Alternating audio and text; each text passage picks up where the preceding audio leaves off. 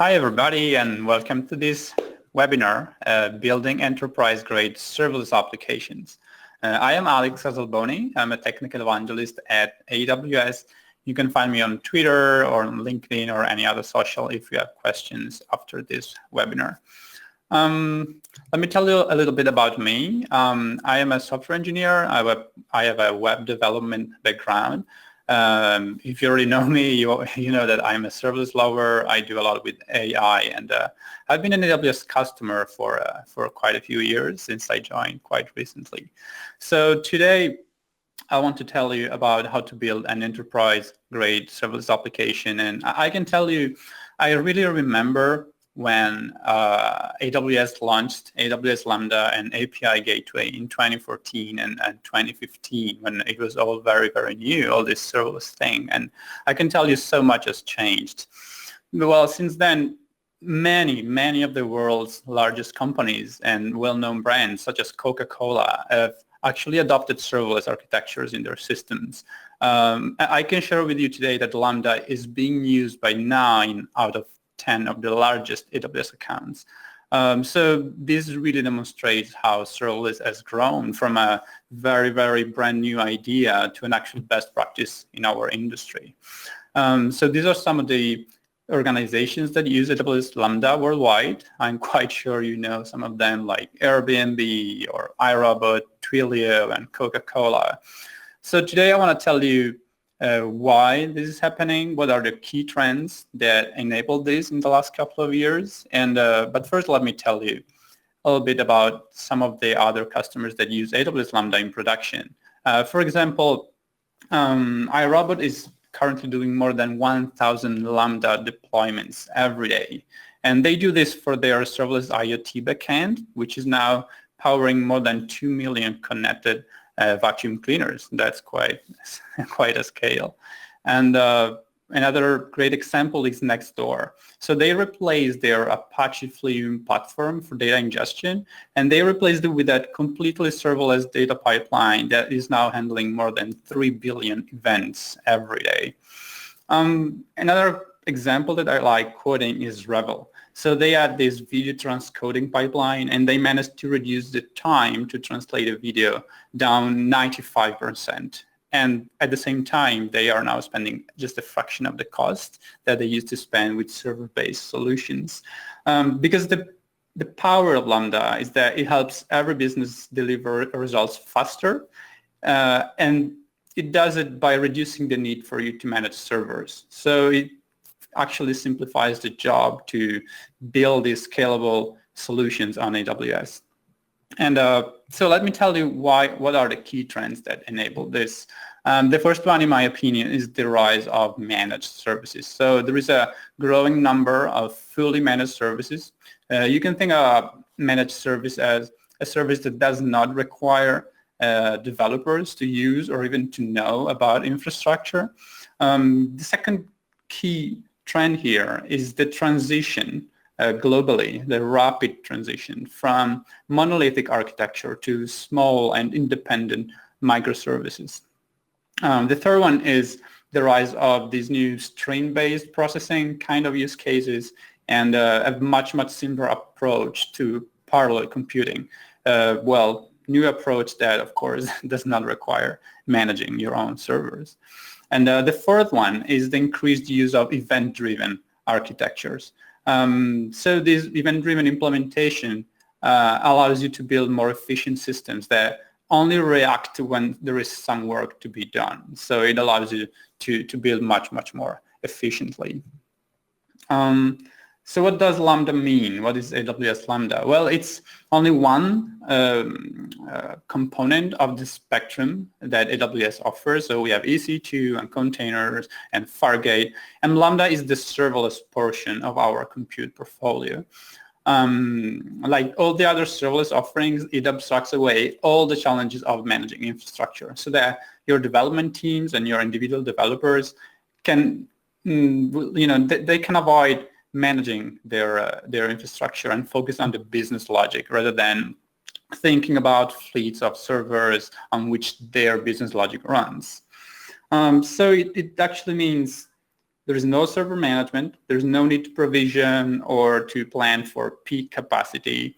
And that's why the scaling of your AWS Lambda functions is completely flexible. Scaling is implicit. It's built in within the platform. So every time there is a new request, Lambda will understand where to run it. And so you can stop provisioning for peak capacity and just let Lambda handle your workloads. It makes it a lot easier, and whatever you build will be scalable from day one. That's quite an advantage. And with this comes high availability. So it's not just scaling, it's also making sure that your the services, the functions that you build are highly available and are tolerant to failures. So if there is a hardware failure or even a data center failure, your Lambda function will keep running because we take care of deploying your Lambda functions to multiple data centers and availability zones under the hood. And the fourth great advantage is that you stop thinking about idle capacity. If there is nothing to do, if there is no event that triggers your Lambda functions, you don't pay for it. All that idle capacity that you used to buy, like 24/7 servers, that goes away. So that makes Lambda very, very efficient and cost-effective with respect to the previous solutions. So what do we talk about today? I want to mention, I want to offer you a guide to help your developers, your development team, to get the most from serverless and from AWS Lambda and API Gateway and all the serverless platform on AWS. So we were going to look at 6 main topics. The first one is, how do you think about software as a pattern of managed services combined together with your Lambda functions? The second one is how to scale your serverless architectures and how to use API effectively. The third one is how you do security and authorization with serverless. Then we'll go to the fourth one, which is how do you handle the software lifecycle of your serverless app? So how do you go from developing and testing locally all the way to running systems in production? We'll see how you can think in terms of serverless applications rather than individual resources and individual functions. And then we'll see how do you manage error handling and diagnostics when things go wrong within your system. How can you keep your serverless applications healthy and fast? So let's get started with the first one.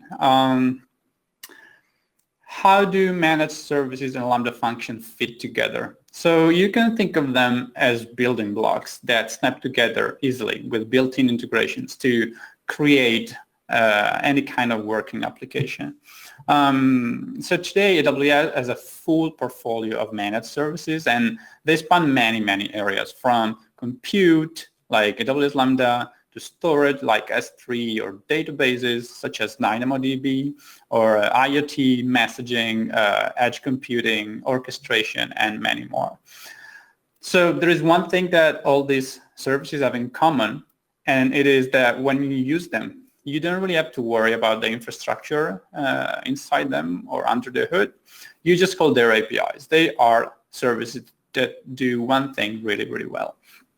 And they also have another thing in common, that they are the pieces and individual independent building blocks from which you can construct modern serverless applications. So you just combine these different services which let you create very, very powerful and scalable and highly available solution. Let me give you some examples.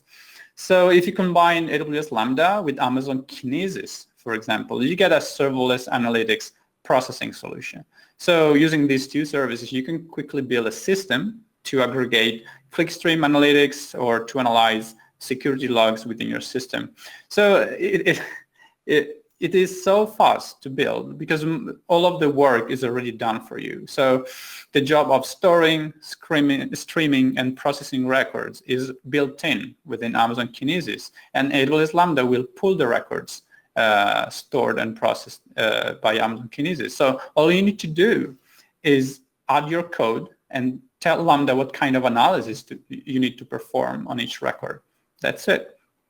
Another example, if you combine Lambda, S3, API Gateway, and DynamoDB, you get a fully managed serverless website.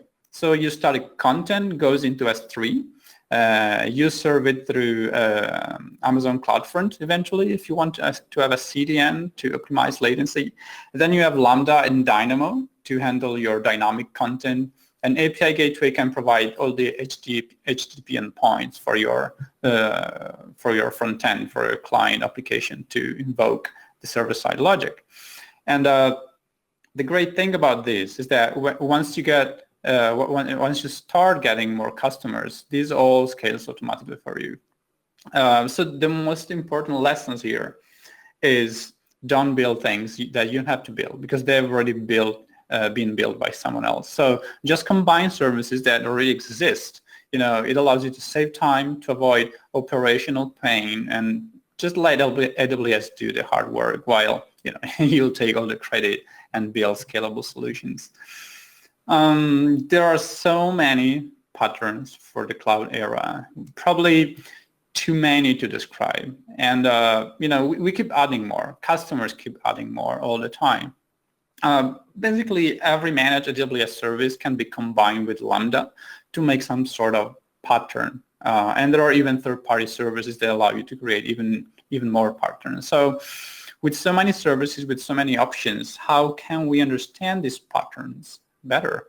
The good news is that there are some meta pattern, we like to say. So you don't have to memorize every single individual pattern because all these patterns fail into a small number of categories, or we call them meta patterns. For example, services that send events to Lambda, such as Amazon S3 or SNS, are the first one on this list. And they are similar because when something changes within the system, like an object being created in S3 or a message arriving in SNS, well, your Lambda functions are triggered. And this is the single most common meta pattern, the asynchronous events or asynchronous invocation of your Lambda functions. Or another very common meta pattern is the conversations, the number 3 on this list. This is the way that your bots or chatbots work. Basically, each phrase that you, in your conversation with the chatbot, is transmitted in a synchronous way to the Lambda function. So synchronously, your Lambda function will receive the event and the state of the conversation so far, and will be able to process and generate the response for the next sentence, and the conversation will go on that way. But if you think about it, these patterns have been extended even beyond the cloud. If you look at number 9 on this list, number 9 is Lambda functions executed inside devices. If you think about AWS Gplans or any other IoT device compatible with AWS IoT, or even Snowball, Edge, where Lambda is used to customize files before they are uploaded or moved to the cloud. So if you understand all these categories, then you can kind of predict and virtually understand all of the patterns that I mentioned in the previous slide, or at least you will be prepared to understand how to design a fully serverless system and how to analyze an already existing system, for example. So let's conclude this section with some best practices to design serverless system. So the first one is don't recreate services that already exist. Okay, just use them and stay current. The second is make sure that AWS services talk directly to one another whenever possible if there is a built-in integration, rather than writing code that do that. For example, if you have S3 that invokes Lambda that goes to a client, that's much more preferable, much better than the client invoking S3 and Lambda separately. You can have a much easier built-in flow of data that way. The third one is make function as much stateless as possible, or even better, idempotent. So If that's not possible within your system, if you need some sort of state, for example, in the chatbots kind of use case, or any other use case that requires state, well, consider using step functions to coordinate long-running multi-step activities that have a deep dependency on state. And the fourth one is, let's say that try to do what AWS does. Try to do what we do when we build new AWS services. So try to use API Gateway, try to use Lambda and all the other serverless components, and then offer your developer ecosystem a way to customize them via AWS Lambda. So just architect everything serverlessly, offer your own customers a way to customize it, and then enable customers and partners to build reactive systems that emit events instead of using API invocations directly, or even worse, even cron jobs. So try to think in an event-driven way and offer that kind of approach, so Lambda customizations and event-driven, to your own customers as well. So these are 4 best practices that we recommend you when you build on AWS Lambda. Let's go to the next section. So how do you use APIs effectively, and how do you get to build for scale? I want to tell you at first that the first step is always start simple. So this is AWS SAM. This is the way you build a serverless API with AWS Serverless Application Model. That's an extension of our CloudFormation service, which allows you to do infrastructure as code. So with these 6 lines of code here, you can define an API, a RESTful interface on top of your Lambda function. So start simple, start building something like this, add 6 lines of code to your infrastructure as code, to your templates, and start simple. If that's not enough, if you need to extend the behavior, or if you need to extend the API gateway configuration, you can extend everything by using Swagger.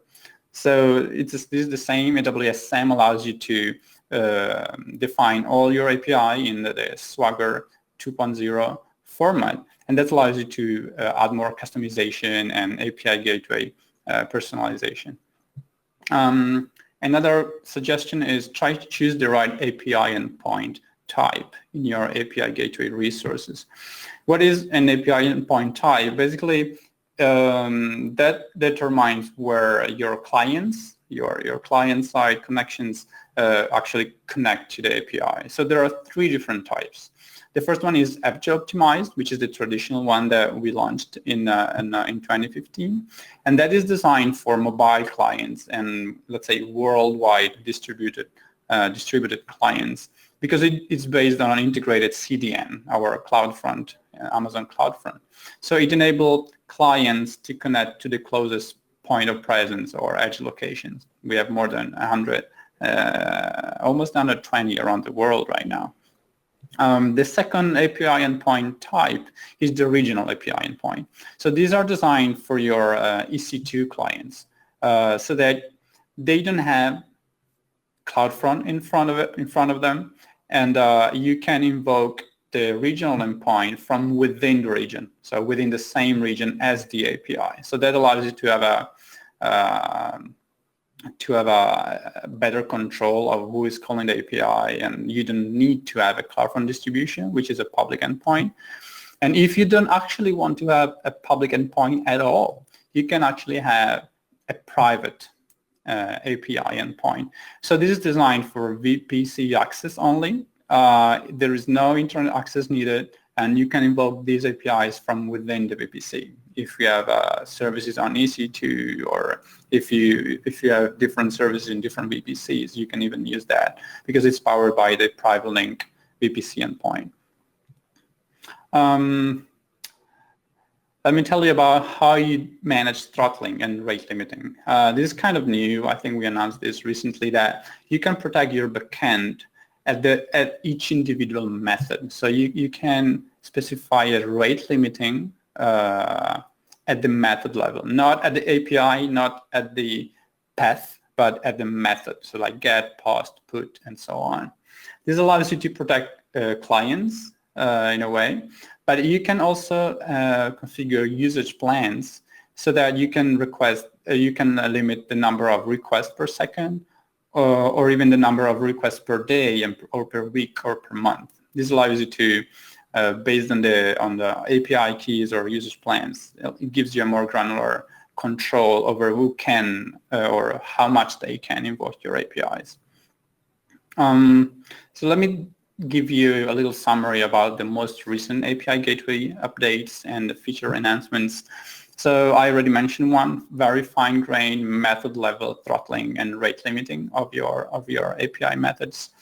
You can even override request response parameters and response status through velocity templates or through the configuration of each method, of each resource. We raised the limit of the API and the resources changes that you can do in a given time span. So now you can create up to 600 APIs, regional or private, and up to 120 APIs if edge optimized. We enabled the resource policies and cross-account access. So this makes it much easier to configure your APIs to be invoked or changed by other AWS accounts. And this is probably the most recent ones. We announced the AWS X-ray support, so you can do distributed tracing of your APIs. So X-ray will show you a map of your microservices, so who's calling what, and now API Gateway is part of that map. So you know where the events are coming in your X-ray map to Lambda.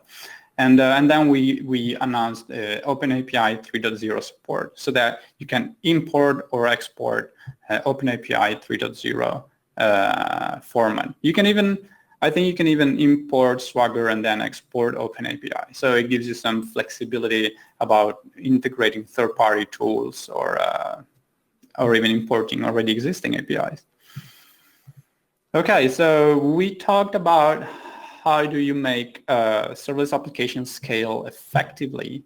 Let's now look at how you keep them safe with security and authorization. So serverless apps can be really the most secure applications, but you have to use the tools that we provide. You have to use the right tools for the right thing. That always holds. So there are some tools that we recommend using, like resource policies and custom authorizers, execution roles, AWS config policies, and CrowdTrail traces. So let me tell you a little bit about them. But first, let me show you what the circle of protection, as we call it, looks like. So it's an ongoing effort of limiting the access, limiting the rights of who can invoke your APIs and or your functions, and then make sure that your credentials are secure, audit what's going on, and enforce the policies that you have. And that's really an ongoing effort. Let's start with how do you limit the access to your APIs and what does it mean? Well, many times security concepts seem really complicated, but this is super simple. Okay, it's more or less like, okay, you can think of it as a kind of, in a way, you can think of it as a, okay, who would you allow to come into your house? Okay, that's the basic question. And so resource policies and custom authorizers allow you to customize who can access your APIs and your resources. So it limits which clients can call the API or which events can reach a specific Lambda function. And many of you asked me recently, okay, which one should I use? Because custom authorizers and resource policies look quite similar. They actually solve the same problem at different levels. So let me tell you a little bit how you can choose which one is better for you for your use case. So it's quite an easy answer. If you can use a resource policy, do so. Okay, use a resource policy if your use case is simple enough to handle with a resource policy. So they are fast, they are free. Don't bother with custom authorizer if resource policies are enough. If they're not, okay, you can use custom authorizers to let's say, to implement restrictions that you cannot express using the built-in resource policy language. Eventually, actually, you can even use both. What's going to happen is that we only run your custom authorizer if the resource policy checks passed.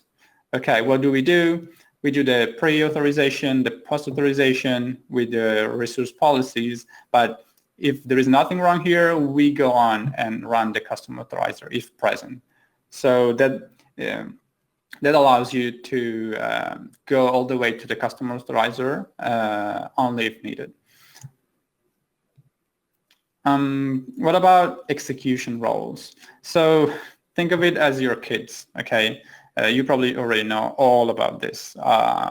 You have to set rules about what they can do and what they cannot do. It's super simple. So execution roles in Lambda are very, very similar. They just determine what a Lambda function can and cannot do. It's super, super important to keep these permissions, these roles, limited to only those capabilities that you want your function to do, to perform, and actually to the capabilities that your function needs in order to do, in order to operate. So the strategy here is that you should scope them only by the services that your Lambda function needs, such as, okay, I want this function to write to S3, for example. Or even better, when possible, you should scope it down to the specific individual resource. Like, okay, I want this function to write to this specific individual S3 bucket. So this allows you to achieve maximum security. Only write, no read, and only to this specific S3 bucket. This is very powerful, very important. And then you may also want to verify that the calls to your APIs and your Lambda function invocations and the changes made to them are being done by the right people, by the people that you expect. And that is the role of CloudTrail.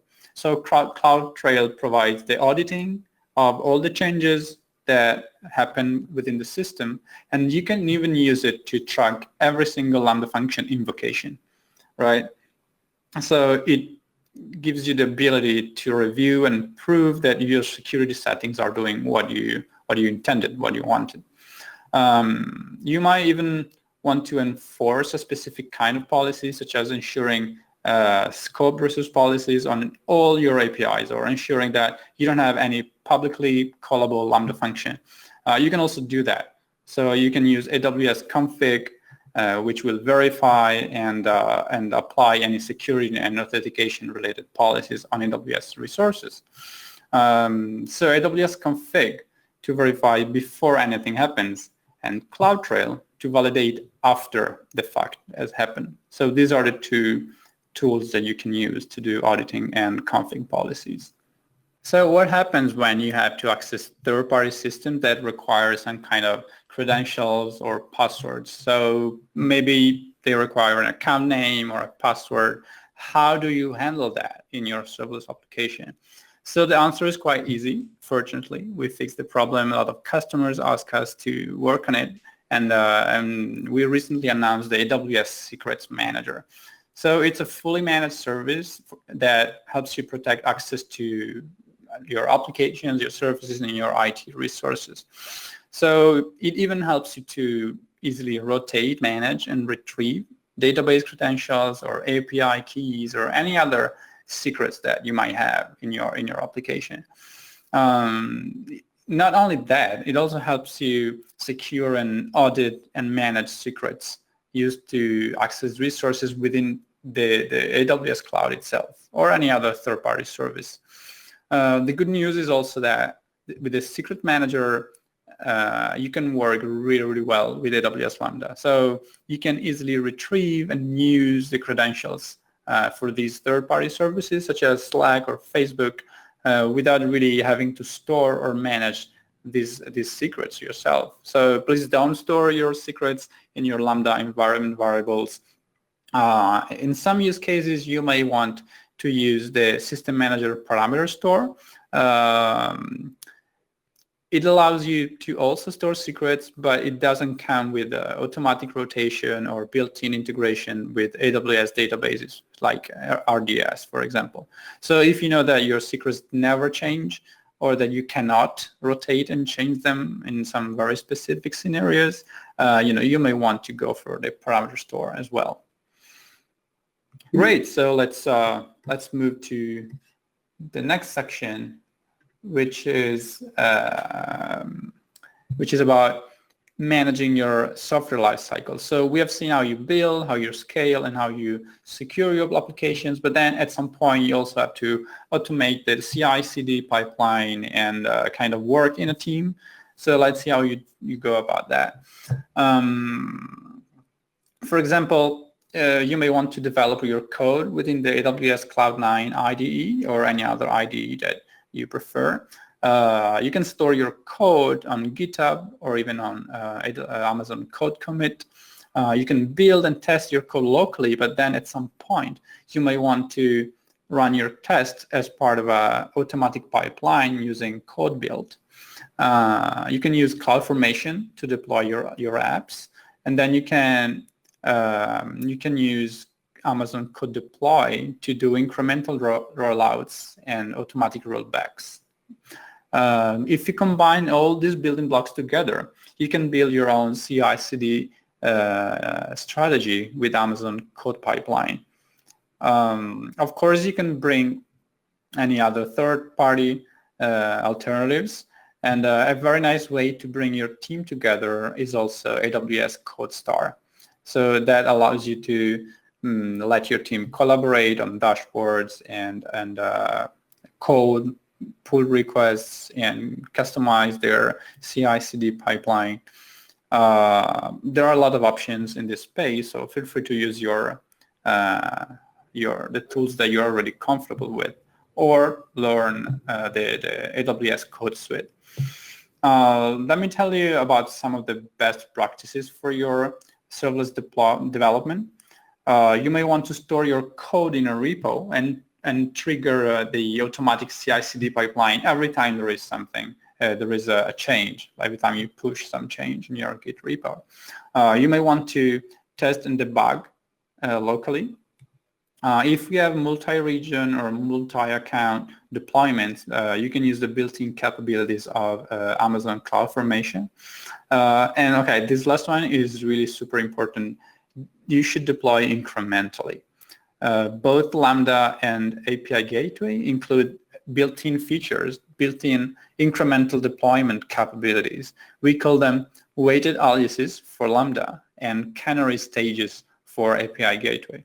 So these two features will make your production deployments much, much safer, and they're super easy to use. So you can stop these incremental deployment policies with just a few lines of configuration code in your AWS SAM templates. And then once you've done that, you upload your templates to CloudFormation, which will automatically interact with Code Deploy to do all the hard work for you. So it will carefully transition from the old version of your code to the new version in small incremental steps. But before we go on, and I want to show you a live demo of that, let me tell you what is SAM. So SAM, besides being a very cute squirrel, is the serverless application model. Basically, it's the representation that we use at AWS to model a serverless application. And it also helps drive tools such as CloudFormation and Code Deploy. Of course, you can still use raw CloudFormation resources to describe your serverless applications, but if you use SAM, you'll make your templates much easier to write and much easier to read and understand and maintain as well. There is also a local version of SAM that we call the SAM local or SAM CLI. It enables you to build, test, and debug your Lambda functions and your APIs. You can even use it together. It's already integrated with the AWS Cloud9 IDE, or even from the command line within your own on your own machine. We recently added a new command that is SAM init. So when you run some init, it will create a whole new project for you with all the best practices, all the link to documentation, and all the goodies that comes from a brand new serverless project.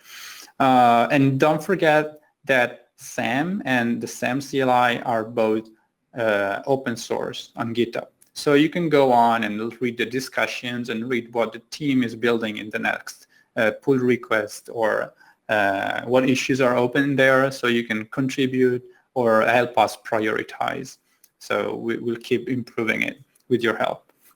But so we have talked about how do you go and deploy safely and incrementally, but I want to show you what actually happens when something goes wrong with your deployment, because let's be honest, we wouldn't be here if bugs didn't go to production at some point. So there is always a small, very, very small chance that your bugs will go to production. So I want to show you in practice how you can sleep at night and make sure that even if your bugs reach production, you can safely roll back and build and do everything you can to automate the monitoring and to basically enable your teams to prototype and experiment faster, but without impacting your customers with bugs in production. So let me show you what it looks like. We have a very simple SAM application. There is a one DynamoDB table, and then we have only one function with one /test API. And with these 6 lines of code here, I have enabled the linear 10% every 1 minute deployment strategy. And then I'm using these 2 alarms here to monitor what's going on, to monitor that there are no errors happening during my deployment. Cool. And then I have this endpoint as the output. That's how I'm going to read the endpoint of my applications after the deployment. Let me show you what it looks like. So I have this script that will be polling the public endpoint, just to show you what's going on in the background. So we are polling more or less every 1 second. And I have another script that is tailing the local logs file. So more or less we have one call every second, maybe half a second, depending on the latency. Cool. So this is what the function code looks like. It's very simple. It's just reading from a DynamoDB table, the message, and returning it back. Super simple. I want to show you how we introduce an error now. Let's pretend that we just throw a new error. Okay, this is probably not happen in production, but this will happen 100% of the times. And today we're feeling really, lucky, and we'll skip all the CI/CD, all the pull requests, peer review. Okay, we'll just deploy to production, just to show you what happens if a bug that fails 100% of the time touches production. So let me show you. This is our CloudFormation console. And if we refresh, we should see that the deployment has already started. So there is a link here to the code deploy dashboard. The deployment is in progress already. And you can see that 10% of the live traffic is already being allocated to the new buggy version of our code with throw new error. So let me show you. We are still polling, and more or less 1 every 10 calls should fail. So we see this beautiful internal server error here, which is what we expected, right? More or less 1 every 10, 1 out of 10, it should be, okay, more or less, yeah, looks good.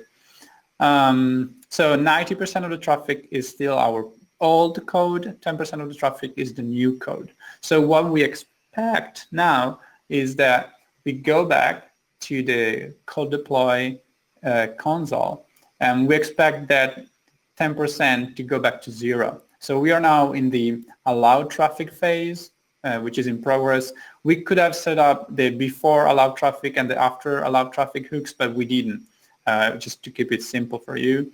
So another couple of seconds. Usually it takes around a minute to CloudWatch. Exactly. So we are now back to 100% to the original version. We have that the deployment is stopped, the error code is alarm active.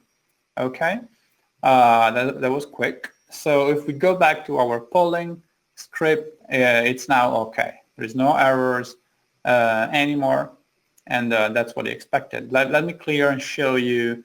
I have another script that analyzes the local logs to show you how many invocations failed. Okay, 9. So in this, more or less in 6 seconds, we had 9 failing invocations of our API and Lambda function. But we managed to roll back safely to the previous version, even though our error was being, our new function was failing 100% of the time. So in a regular use case, you want to have local unit testing and peer review, and maybe a CI/CD to run tests in the cloud, and even a final manual check in a staging environment. So this would probably never happen, that you fail 100% in production with a new function version. But maybe you want to allocate, I don't know, instead of 10, 1% of your traffic to the new version. You can choose the deployment strategy that better suits your use case and your scale as well. Cool. So now we have been talking about applications a lot, right? I've shown you AWS SAM. I've shown you what a serverless app looks like. But let's talk about it more in details. What is a serverless application? So a serverless application is a collection of one or more functions, maybe an API, maybe some event sources optionally. And it really makes it easy to treat all these individual elements as a collection.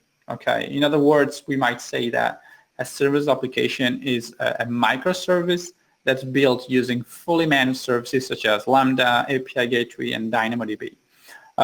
You can think of a SAM file as the way to describe the pieces that make up your serverless application. Again, it could be an API, it could be a Lambda function, it could be all the methods. And you can think of the SAM file as a way to piece to put those pieces together.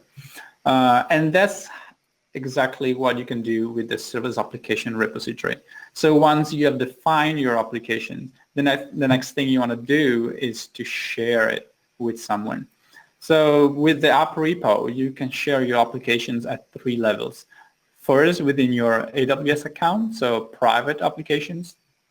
2, with between different AWS accounts, so cross-account sharing, or with everybody. Okay, public application, you share it with the world. How do you share an application? You just place them in the serverless application repository. If you're already familiar with Docker registries like Docker Hub, well, the app repo, the serverless app repo, is exactly the same, but for serverless apps instead of container images. Well, the app repo is also where AWS and other third parties put samples and templates and even ready-to-use applications that you can use to get started much easily and faster. So there are companies such as Datadog and IOPipe or Splunk that are distributing their clients, their examples, and their complete applications in the app repo. And the goal here, our goal and their goal, is to make it easier for you to find third-party solutions for monitoring, logging, location-based services, and even more, without having to go to GitHub, download the code, deploy it somewhere, and it's really messy out there. So with the app repo, with just a couple of clicks, you can be up and running with any of these ready-to-use solutions. And it is super easy. So you start by searching and browsing to find what you want. And then when you find it, you just go to the Lambda console, fill in a couple of arguments if required. It might be an S3 bucket name, for example. And then after a couple of clicks, you have the application already up and running in your account and ready to scale. You can also publish new or modified applications to the repo so that you can share the things that you build with your teammates or across your overall organization or even with the world. So let me show you what it looks like in practice. Let me show you a demo. So here is what the serverless app repo looks like. So you can browse it, you can look and see what applications people have built. But let's pretend that now we want to find an app to upload files to S3. So okay, we search upload, we find an uploader application, and here we see that the description, okay, it's a web application for uploading files to S3. You need to create an S3 bucket in advance to all the uploaded content, so that's an input, a parameter. And then there are a couple of post-deployment steps to run manually. This is what the author of this application documented here. So okay, we'll go and do that.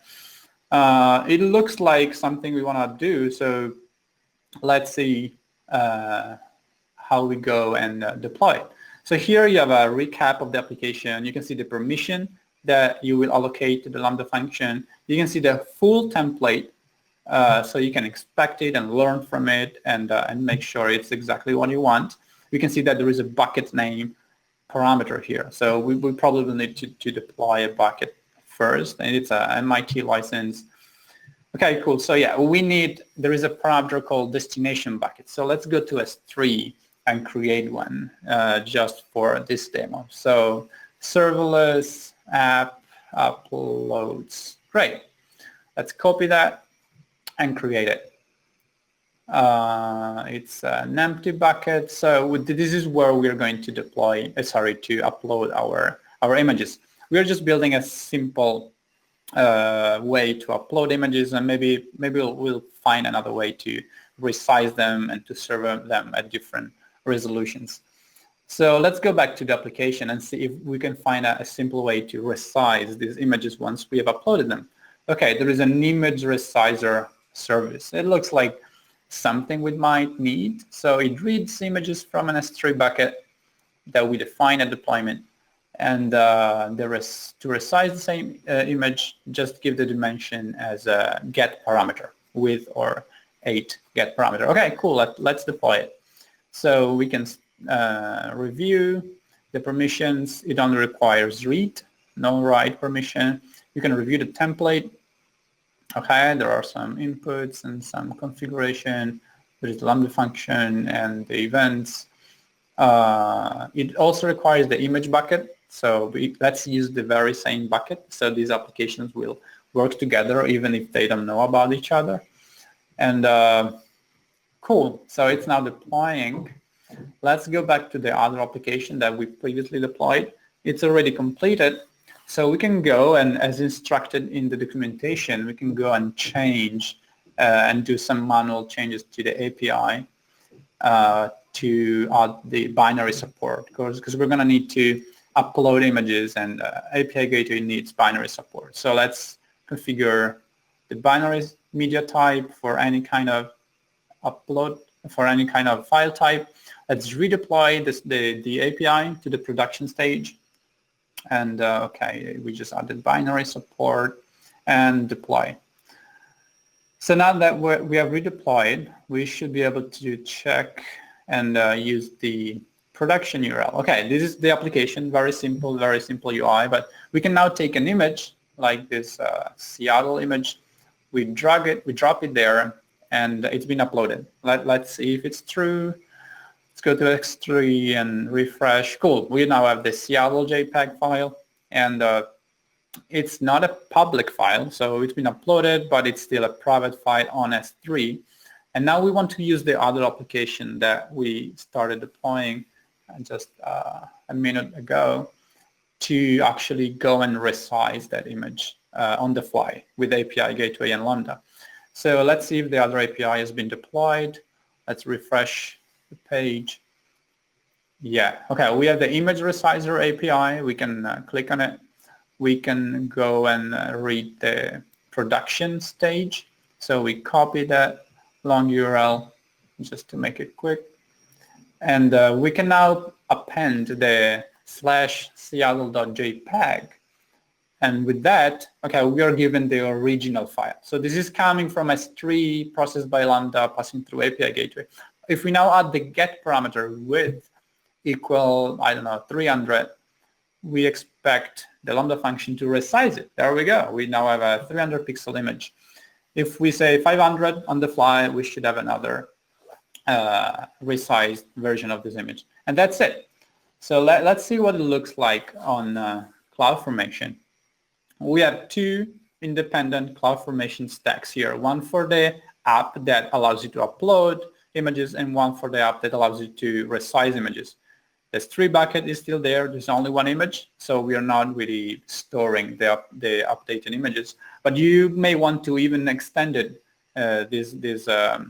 this kind of nested application scenario even more. Maybe you want to store these images somewhere after you resize them. Maybe you want to add a CloudFront endpoint, a CloudFront distribution, like as a CDN in front of all of this, so you can cache the resized version of the image in the CDN.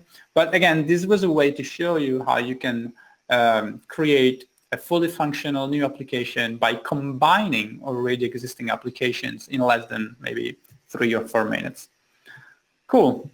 Let's go on to the last section of our presentation today. So what to do when things go really wrong. So let's talk about diagnostics and monitoring, and how do you go and understand what's happening inside a serverless application. We'll start with metrics. So metrics help you see what your APIs and your functions are up to, whether they are operating correctly or maybe they have errors, or how they are performing. So API Gateway offers basic metrics for free at the level of the API, and but also offers detailed metrics at the level of individual methods. So you can enable them for an additional charge. You can even enable them globally. Similarly, Lambda offers a kind of a bigger variety of metrics, and they are all free. So the basic operation of a function, which is its invocation, the number of errors, the number of throttles, the latency, they're all available for each function, and then also broken down by individual versions of your functions. You can also track concurrent executions so that you know how to set that limit that you can now configure for your Lambda functions so that you maybe want to have up to 10 concurrent invocations of your Lambda function. You can now configure that, and you also want to monitor, okay, how many of those am I currently using? That's a very useful metric to have. And then there are special purpose metrics for tracking maybe the age of Kinesis records if you're using Amazon Kinesis with Lambda, or for the records that are added to the dead letter queue when a function called asynchronously is unsuccessful. So you can store the input event into SQS or SNS, and you have a specific metric for that as well. Okay, let's move to logs. So metrics are the summary of what's going on, and logs are the actual details of what's going on. Similarly to metrics, API Gateway offers basic logging for free and a more detailed logging option known as access logs at an additional charge. Access logs enable the users of a custom format. So you can make it easier to ship logs to Elasticsearch maybe, or any other automated system for aggregation and analysis purposes. But also the connection between logs and metrics is important. So to go from a metric to a log, you can use its time range as the search criteria, or to create a metric from a log. You can use a log filter to turn a condition such as an error into a new metric that you can track then in CloudWatch. This is also really powerful. And what about Lambda logs? They work really similarly. For example, anything that you write to standard output or standard error in most common languages is converted automatically to application log entries. In addition, Lambda will also automatically log information such as the request duration and the amount of memory that it consumed for each invocation. And you can even use another Lambda function to process the logs from this original function. So even your log processing can be serverless. And finally, similarly to the API Gateway access logs, you can even use Elasticsearch or Kibana to aggregate, analyze, and displays useful information from your function logs by just hooking them to the CloudWatch logs service and import them, analyze them on Elasticsearch. That's also an option. But let's talk a little bit about performance as well. So to understand how to monitor the performance of your functions, it's really helpful to know the life cycle of your Lambda request. So the first time that you call a Lambda function, or if you haven't used a Lambda function for a while, there are 4 things that need to happen. So first, your code is downloaded in the form of a squashfs file system. Then the runtime for the language that you selected it needs to be started. Could be the JVM if you have a Java Lambda function. And third, the code is, the code that you uploaded is loaded into the language runtime. For example, in Java, your classes will be loaded by the class loader. And fourth, any initializers that you implemented are executed. Could be static initializers for Java, for example. And finally, fifth, the request is actually delivered by invoking the method that you define in your function. So the key point here is that if your function was already run recently, only the number 5 needs to occur. And this is officially known as a warm invoke, while invokes that require all the file steps are known as cold invokes or cold starts. Okay, I hope this is clear now. So how can you see what's happening in your system? If you're not familiar with X-Ray, check it out. X-Ray is a tool for seeing inside your applications. It's especially useful for serverless applications just because you cannot simply log into the box and see what's happening. So you need a way to understand the system, understand the events and the data flow and where errors and latencies are happening right now. So using X-Ray, you can spot errors and slowdowns in your applications visually. And also you can visually see the difference between cold starts and warm invocations. And you can even tell how much of the cold start time is due to your own code versus the overhead of network and runtime and blah blah blah. That can be really useful for you to isolate the cause of slowness or errors in your code, and it will help you to take steps to then correct it.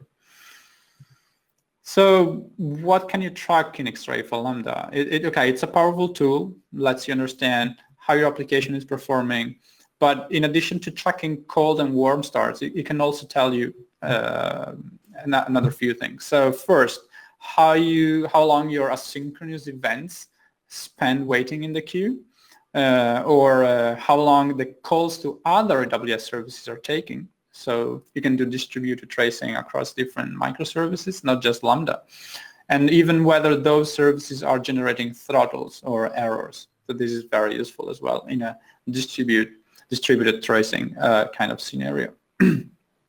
But that's not all. There are also great third-party monitoring tools that you can use as well. They allow you to learn more about your code and the performance if you want to do something more into the profiling spectrum instead of distributed tracing spectrum. And then I want to tell you a little bit about how do you go and make cold starts more efficient. A lot of customers ask me and ask us, how can I eliminate the performance impact of a cold start? Well, there are several things that you can keep in mind. First, and probably the most important one, try to keep your code size to the very, very minimum. Okay, if you don't need something, just don't add it to your function. Your function code has to be downloaded and loaded into the language runtime. So anything that you add that's unnecessary will just slow down the performance. And then think about whether expensive initialization is really worth it. For example, if you're using Spring with Java, that can be very slow just for all the static execution of static initialization. Okay, there might be other use cases where it's worth it to combine infrequently used functions or called functions with frequently used functions or hot functions. That would allow you to turn the cold functions hot in a way, but be careful, because if you do this too much, you will lose some of the agility of organizing your function as microservices, because you don't want to go back to having a monolithic application, right? Okay, on top of that, you can even run language-specific optimizations. For example, for JavaScript, you can minify your code with common tools. If you're using Java, you can try to use the Java SDK version 2, which is much faster because it removes a lot of the static initialization latency. And the last suggestion here is only use VPC if you actually need it. Okay, your functions are just as secure either way, even if they're not within a VPC. And again, try to delay all the loading wherever possible. Okay, all the initialization or the file downloading or secrets or parameters loading. Okay, try to defer that so that your cold start is as small as possible.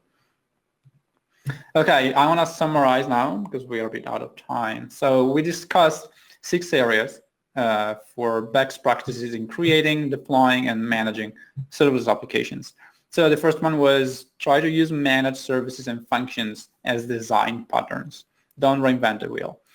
Second one was understand the concurrency and the throttling in order to scale your applications effectively, especially your APIs, which are customer facing. Third one was try to use the best practice for authorization and authentication to keep your application secure. Then we discussed all the tools to get the most out of your software lifecycle, your CI/CD. So you can take advantage of techniques such as incremental rollouts and automatic rollbacks. Then we discussed how to use SAM to model collections of functions, events, and APIs so that you can finally think about applications instead of individual resources on the serverless app repo. And finally, we discussed the techniques for monitoring and how do you go and diagnose serverless applications to keep them running quickly, correctly, and healthily.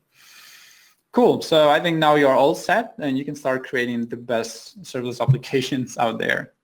I hope you enjoyed the webinar, and if you need help, you can reach out to me on social media. I am Alex Casalboni, Technical Evangelist at AWS. Thank you for joining us today.